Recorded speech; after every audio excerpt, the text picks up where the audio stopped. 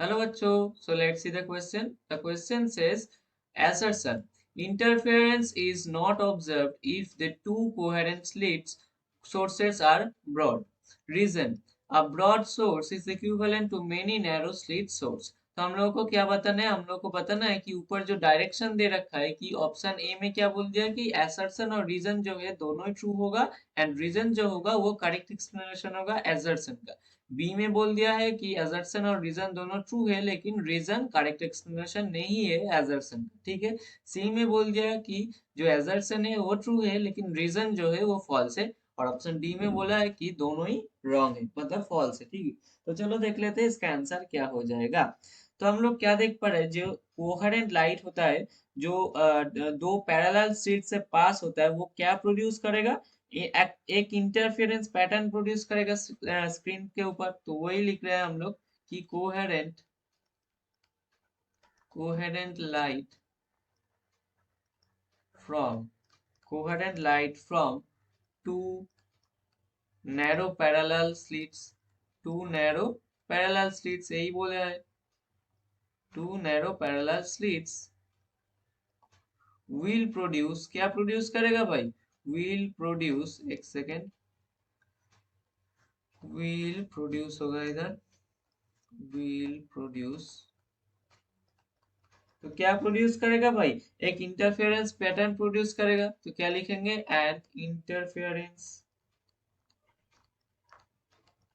Interference pattern on the screen, pattern on a screen,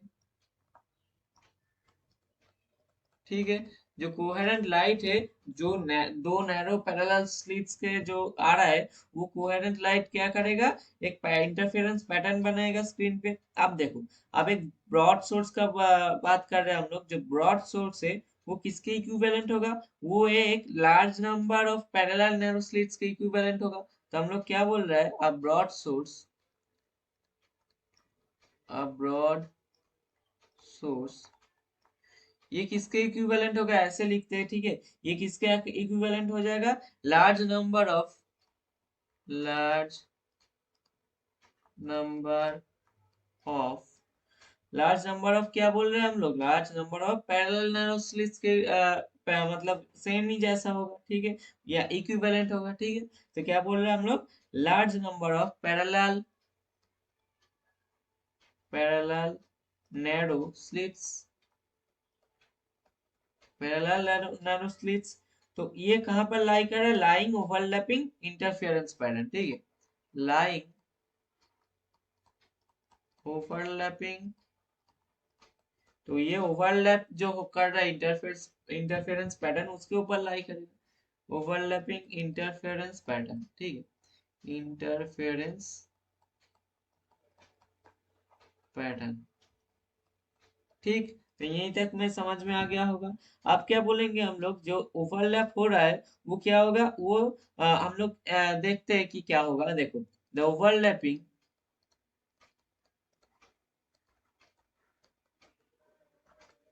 the overlapping, ये क्या होगा, overlapping कैसे होगा, एक एक एक्सटेंट तक होगा जहां पर हम लोग देख पाएंगे कि जो ट्रेसेस है, वो फ्रिंज का जो ट्रेसेस है वो क्या हो जाएगा, वो खो जाएगा, ठीक है। तो वो लिख रहे हैं हम लोग कि the overlapping will be to such an extent, ठीक है, such an extent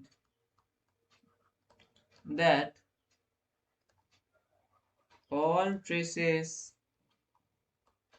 of a fringe system, of a fringe system, क्या बोल रहे हैं हम लोग, खो जाएगा, fringe system will be lost, will be lost, ठीक, ये होगा।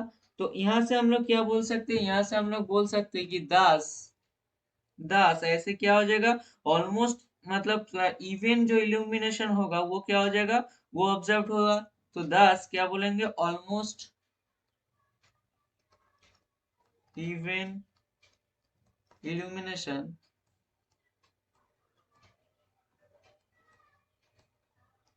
will be observed, ये ऑब्जर्व होगा, will be observed, ये लिख पाएंगे हम लोग। और कोई भी इंटरफेरेंस पैटर्न क्या होगा, सीन ही नहीं होगा, मतलब देख नहीं पाएंगे हम लोग। तो क्या लिखेंगे हम लोग, एंड नो इंटरफेरेंस पैटर्न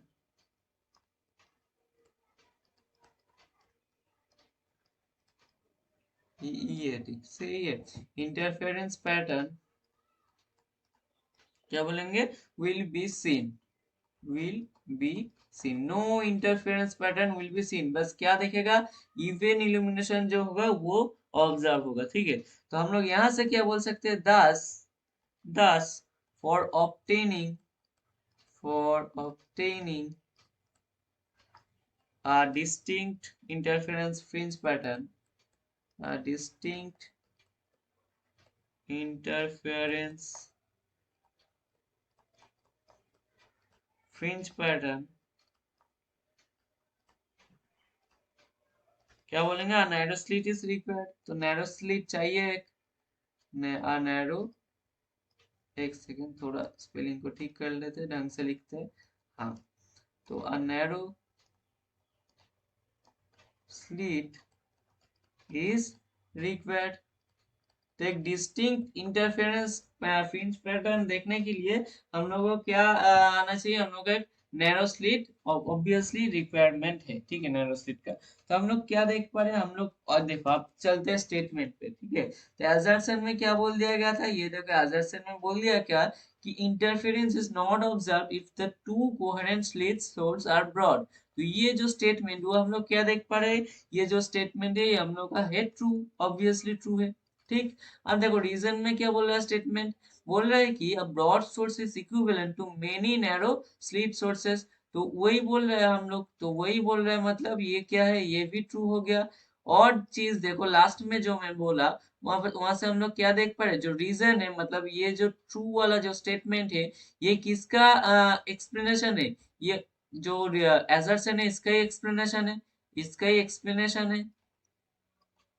ठीक है, मतलब क्या बोल रहे हैं हम लोग, जो रीजन है वो किसका एक्सप्लेनेशन है, वो करेक्ट एक्सप्लेनेशन है एसर्शन का। मतलब हम लोग का कौन सा ऑप्शन करेक्ट हो गया, हम लोग का ऑप्शन ए में ए जो है करेक्ट हो गया।